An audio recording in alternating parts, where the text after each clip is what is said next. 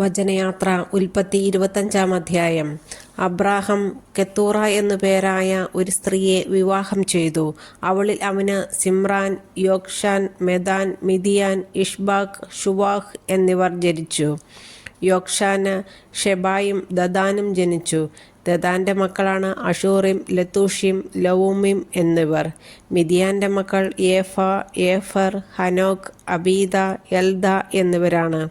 ഇവർ കെത്തൂറായുടെ സന്താനങ്ങളാണ്. അബ്രാഹം തനിക്കുണ്ടായിരുന്നതെല്ലാം ഇസഹാക്കിന് കൊടുത്തു.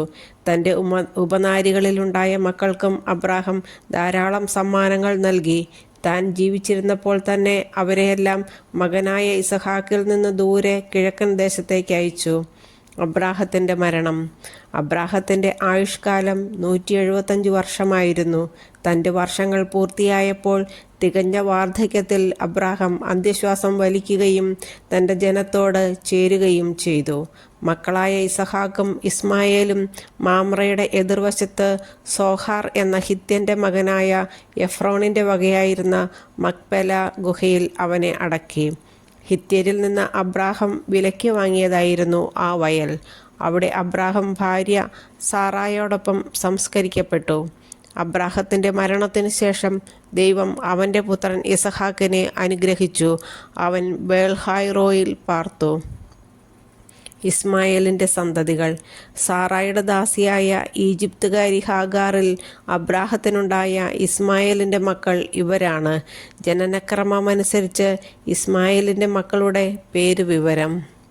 ഇസ്മായേലിൻ്റെ കടിഞ്ഞൂൽപുത്രൻ നെബായോത്ത്, തുടർന്ന് Kedar, അദ്ബേൽ, Mibsam, Mishma, ദൂമ, Mansa, Hadad, തേമ, യത്തൂർ, നഫീഷ്, കേദമ.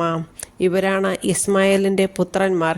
ഗ്രാമങ്ങളും ആസ്ഥാനങ്ങളും അനുസരിച്ച് അവരുടെ വംശത്തിലെ 12 പ്രഭുക്കന്മാരുടെ പേരുകളാണിവ. ഇസ്മായേലിൻ്റെ ആയുഷ്കാലം 137 വർഷമായിരുന്നു. അവൻ അന്ത്യശ്വാസം വലിക്കുകയും തൻ്റെ ബന്ധുക്കളോട് ചേരുകയും ചെയ്തു. ഹവീല മുതൽ ഷൂർ വരെയുള്ള ദേശത്ത് അവർ വാസമുറപ്പിച്ചു. അസീറിയയിലേക്കുള്ള വഴിയിൽ ഈജിപ്തിൻ്റെ എതിർവശത്താണ് ഷൂർ. അവർ ചാർച്ചക്കാരിൽ നിന്നെല്ലാം അകന്നാണ് ജീവിച്ചത്. ഏസാവും യാക്കോബും. അബ്രാഹത്തിൻ്റെ പുത്രനായ ഇസഹാക്കിൻ്റെ വംശാവലി. അബ്രാഹത്തിൻ്റെ മകൻ ഇസഹാക്ക്. ഇസഹാക്കിന് 40 വയസ്സുള്ളപ്പോൾ അവൻ റെബേക്കായെ ഭാര്യയായി സ്വീകരിച്ചു. അവൾ പാദാൻ ആരാമിലുള്ള ബെത്തുവേലിൻ്റെ പുത്രിയും ലാബാൻ്റെ സഹോദരിയുമായിരുന്നു. അവർ അരമായരായിരുന്നു.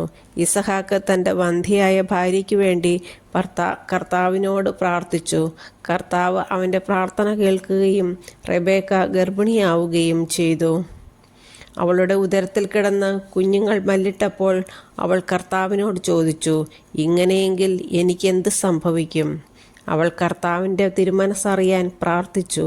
കർത്താവ് അവളോട് അരുളി ചെയ്തു, 2 വംശങ്ങളാണ് നിന്റെ ഉദരത്തിലുള്ളത്. നിന്നിൽ നിന്ന് പിറക്കുന്നവൻ 2 ജനതകളായി പിരിയും. ഒന്ന് മറ്റേതിനേക്കാൾ ശക്തമായിരിക്കും.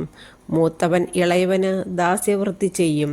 അവൾക്ക് മാസം തികഞ്ഞപ്പോൾ അവളുടെ ഉദരത്തിൽ 2 ശിശുക്കൾ. ആദ്യം പുറത്തു വന്നവൻ ചെമന്നിരുന്നു. അവൻ്റെ ദേഹം മുഴുവൻ രോമക്കുപ്പായമിട്ടതുപോലെയായിരുന്നു. അവർ അവന് ഏസാവ് എന്ന് പേരിട്ടു. അതിനുശേഷം അവൻ്റെ സഹോദരൻ പുറത്തു വന്നു. ഏസാവിൻ്റെ കുതികാലിൽ അവൻ പിടിച്ചിരുന്നു. അവനെ യാക്കോബ് എന്ന് വിളിച്ചു. ഇസഹാക്കിന് 60 വയസ്സായപ്പോഴാണ് അവൾ അവരെ പ്രസവിച്ചത്. കടിഞ്ഞൂലവകാശം. കുട്ടികൾ വളർന്നു വന്നു. ഏസാവ് നായാട്ടിൽ സമർത്ഥനും കൃഷിക്കാരനുമായി. യാക്കോബ് ശാന്തനായിരുന്നു. അവൻ കൂടാരങ്ങളിൽ പാർത്തു. വേട്ടയാടി കൊണ്ടുവന്നിരുന്ന മാംസം തിന്നാൻ കിട്ടിയിരുന്നതിനാൽ ഇസഹാക്ക് ഏസാവിനെ വളരെയധികം സ്നേഹിച്ചിരുന്നു. റെബേക്കായ്ക്ക് യാക്കോബിനോടായിരുന്നു കൂടുതൽ സ്നേഹം.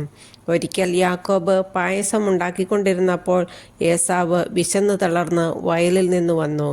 അവൻ യാക്കോബിനോട് പറഞ്ഞു, ആ ചെമന്ന പായസം കുറച്ച് എനിക്ക് തരിക. ഞാൻ വളരെ ക്ഷീണിച്ചിരിക്കുന്നു. അതിനാൽ അവന് ഏദോം എന്നു പേരുണ്ടായി. യാക്കോബ് പ്രതിവചിച്ചു, ആദ്യം നിന്റെ കടിഞ്ഞൂലവകാശം എനിക്ക് വിട്ടുതരിക. ഏസാവ് പറഞ്ഞു, ഞാൻ വിശന്നു ചാകാറായി, കടിഞ്ഞൂലവകാശം കൊണ്ട് എനിക്കിനി എന്തു പ്രയോജനം? യാക്കോബ് പറഞ്ഞു, ആദ്യം എന്നോട് ശപഥം ചെയ്യുക. ഏസാവ് ശപഥം ചെയ്തു. അവൻ തൻ്റെ കടിഞ്ഞൂലവകാശം യാക്കോബിന് വിട്ടുകൊടുത്തു. യാക്കോബ് അവന് അപ്പവും പയറുപായസവും കൊടുത്തു. തീറ്റിയും കുടിയും കഴിഞ്ഞ് അവൻ എഴുന്നേറ്റ് പോയി. അങ്ങനെ ഏസാവ് തൻ്റെ കടിഞ്ഞൂലവകാശം നിസ്സാരമായി കരുതി.